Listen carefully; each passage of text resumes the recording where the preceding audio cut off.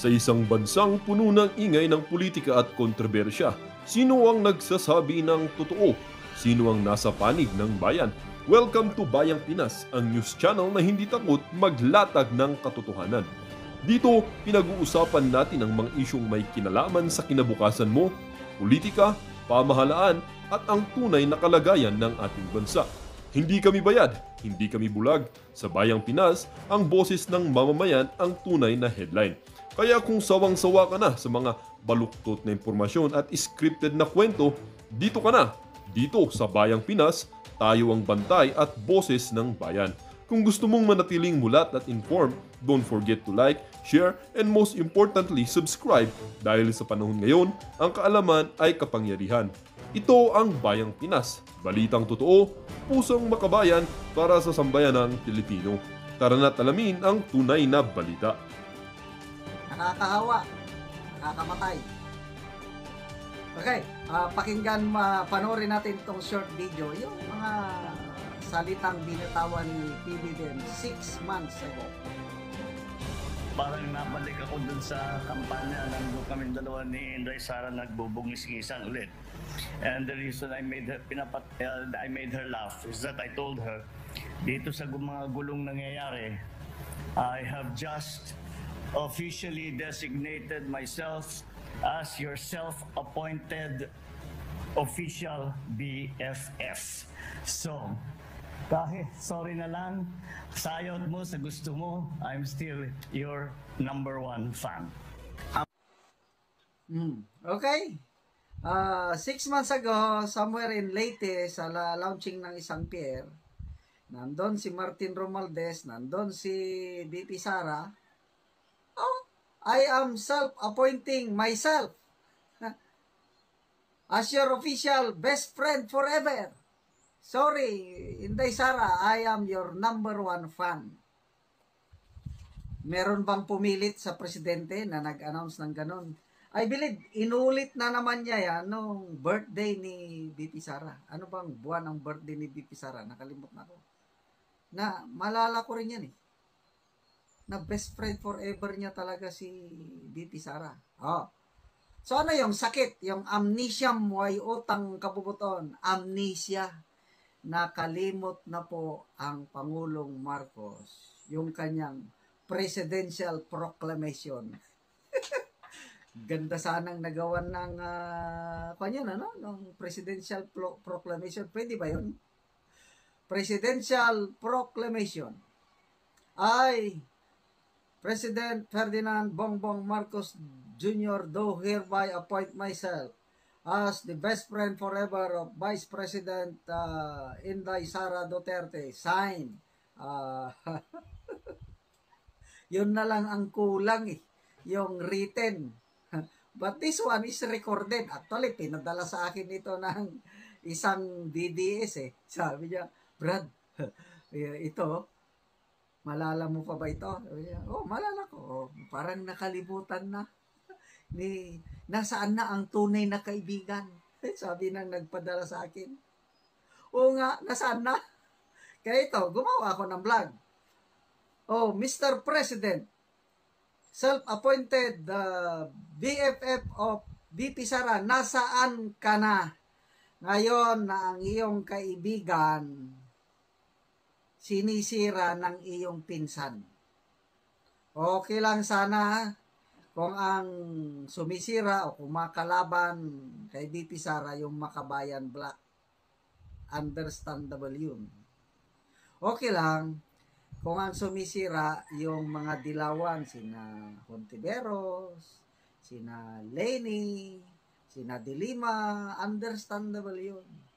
Kailang ang sumisira, member ng unity, Speaker of the House, best friend, pinsan ng best friend ni BP Sara.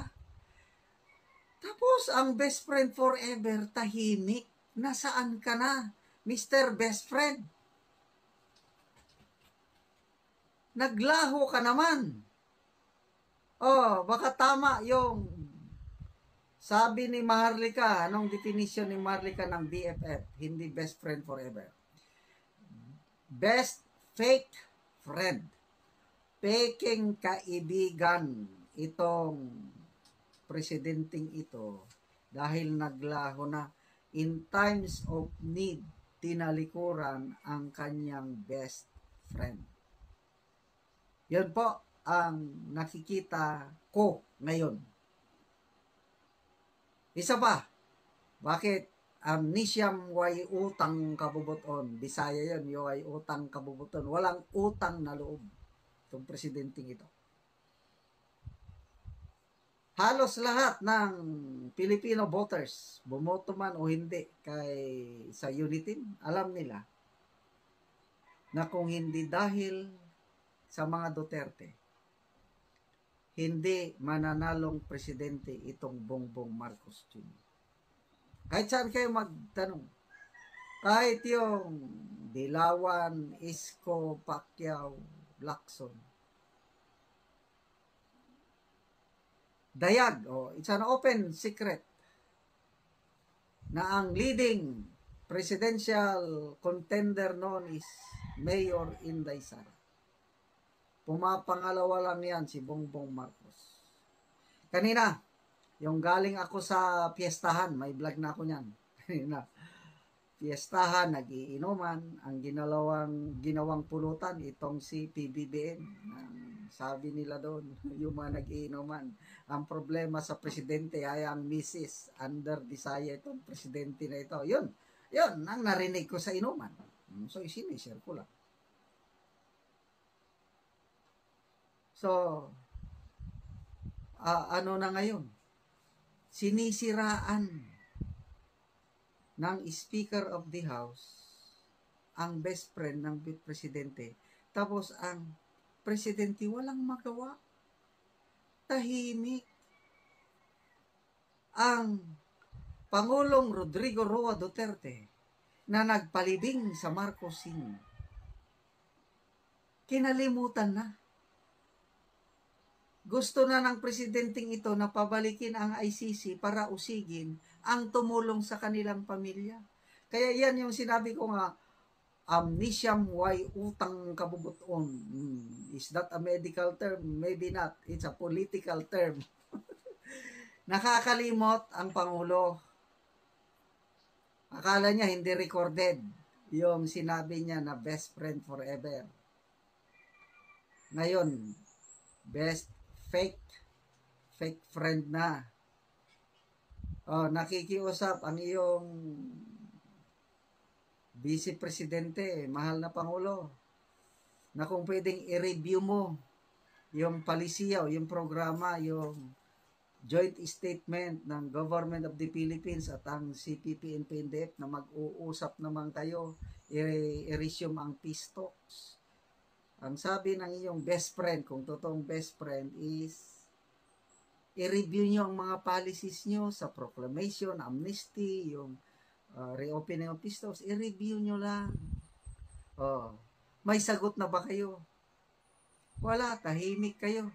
Parang wala lang. Initsapayaran nyo na yung best friend nyo. Kaya tingin ko, nakalimutan nyo na yung inyong self-appointment. Bakit hindi kayo magsalita, Mr. President? Magsalita naman kayo. Totoo bang may sakit kayo? Ang sakit nyo lang daw is COVID-19. Ano bang COVID-19 yun? Di naman nakakamatay. Pwede naman kayong magsalita. Ang hindi ko maintindihan, bakit sobrang tahimik nyo ngayon na kailangan kayo ng ating bansa dahil may mga nangyayaring kaguluhan, lindol, bombing sa Marawi, ito na kaguluhan sa ICC, sa impeachment, daming problema ng ating bayan, tapos tahimik lang kayo ng tahimik. So, baka totoo yung narinig ko, ulitin ko ulit yung sa piyestahan, na iba na ang nasusunod, hindi na ang presidente, kundi yung tunay na nagmay-ari ng power, si Yes Ma'am. Yes Ma'am na lang. So, ano na lang mangyari sa ating bansa? Again, i-review natin yung expose ni Maharlika. Kasagsagan ng Marawi bombing, ang presidente nag-attend ng kasal. Inuna pa ang kasal kaysa yung kapakanan ng mga kawawang kababayan natin, estudyante sa Marawi. So, sobra na, tama na. Dapat, Mr. President, may pagkakataon pa kayo na bumawi. Matagal-tagal pa, 4.5 years pa kayo kung gusto nyo magtagal. Magpakitang gilas naman kayo. Pakita nyo ang malasakit. Hindi yung wala lang, walang pakialam. Tapos, pa-speech. So, anong sabi? Suna ninyo, speech only, no action. Mahilig lang po kayong magpangako. Ang pangako nyo ay pangako ko. Ang sarap pakinggan nung inaugurasyon po ninyo. Anong pangarap ng mamamayang Pilipino? Yung hindi naman sa maging mayaman, yung makagaan lang ng buhay, makakain 3 beses, yung presyo maminting, o yung pangako ninyo na 20 pesos per kilo ng bigas, ang daming umaasa nun. Ano lang. Simple lang ang buhay ng Pilipino. Oh, nasaan na yung pangako? Iba pala ang pangako nyo, Mr. President. Pangarap pala, pangarap. Ang pangarap nyo ay pangarap ko. Nagkaiba pala tayo ng pangarap. Yung ordinaryong Pilipino, simple lang pangarap. Makakain lang 3 beses ng isang araw. At hindi mahirapan sa presyo. Ang pangarap nyo, iba eh. Ang pangarap nyo, pagbigyan ng inyong mga pinagkautangan ng loob. Yan. Marunong magbayad ng utang na loob ang ating Pangulo sa nag-financial contribution noong panahon ng kampanya. Yan. Klaro ang mga pagbabayad niya ngayon. Kasi karamihan sa mga appointees niya yung mga nag-contribute. Kailangan pagtatanaw ng utang na loob kay sa mga Duterte, wala na. Kinalimutan na. Kaya ulitin ko, ang sakit ng Pangulo, amnesia at why utang, walang utang na loob. Mahirap. Huwag po natin gayahin yan. Huwag tayong makalimot sa mga taong tumulong sa atin. Anong kasabihan? Ang sino mang hindi marunong lumingon sa pinanggalingan ay hindi makakarating sa paroroonan. Sana, Mr. President, matapos nyo ang inyong termino. Tumanaw naman kayo ng utang na loob sa mga Duterte. Tingnan nyo naman ang inyong best friend na sinisira ng iyong pinsan ngayon. Basta, inaratay, yung hindi siya nagpapakita, ilang araw na, there is something na may nangyaring masama sa kanya. Kaya yung mga puting ahas niya, nalaman niya na muntikan na gurgur. So yung announcement ng PCO na alas 12 ng gabing-gabi, December 5, magpo-post ka na COVID-19 ang Pangulo. Kata-kata yun. COVID-19, hindi naman. Delikadong sakit yan. Tapos post ka agad. Basta hindi ako naniwala yung post na yun, yung COVID-19, kaduda-duda. Kasi, unang beses na siyang dalawang beses na siyang natamaan eh. Ibig sabihin, malakas na yan ang resistensya niya. Kayang-kaya niya na yung virus na yan. Nabakunahan pa. Bakit matamaan ulit ng COVID? Kung matamaan lang, wala la. Ordinaryong trangkaso o sipon lang yan. Hindi siya magtatago. Nagtago siya ng matagal na panahon. Nag-attend siya ng kasal. December 2 ng hapon. Pagdating ng December 2 ng gabi, alas 10:30, nagkaroon ng napakalakas na lindol. Sinundan pa ng bombing ng Marawi, December 3 ng alas 7 ng umaga. Yung usual na presidente, yung normal, healthy, wala na. Lumipad na yan. Nandyan na yan sa Surigao, Marawi kaya. O kaya nagsalita na. The very least, ang Pangulo magsalita, either direct video message or makikita mo na nagpre-preside na yan ng conference, government agencies, AAP, PNP, makikita mo na. Ang presidente, wala. Nung lindol, wala kang mahagilap na anino ng presidente, mensahe wala.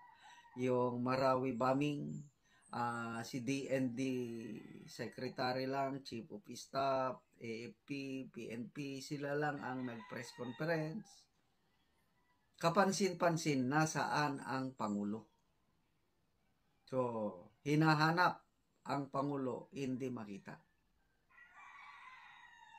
Later on na lang, pagkatapos ng mga sakunang yon, December 5 ng gabing-gabi, saka lang nag-announce ang Malacanang na meron siyang COVID-19. So, duda ko yon, mayroon siyang matinding karamdaman. Kung ano man yung karamdaman na yan, hindi pa natin alam. Kaya yun yung sinasabi ni Maharlika na muntikan na siyang natigo. Believe ako kay Maharlika, sabi niya, masama na mag-wish tayo ng kapwa ng masamang bagay. Hindi po yan.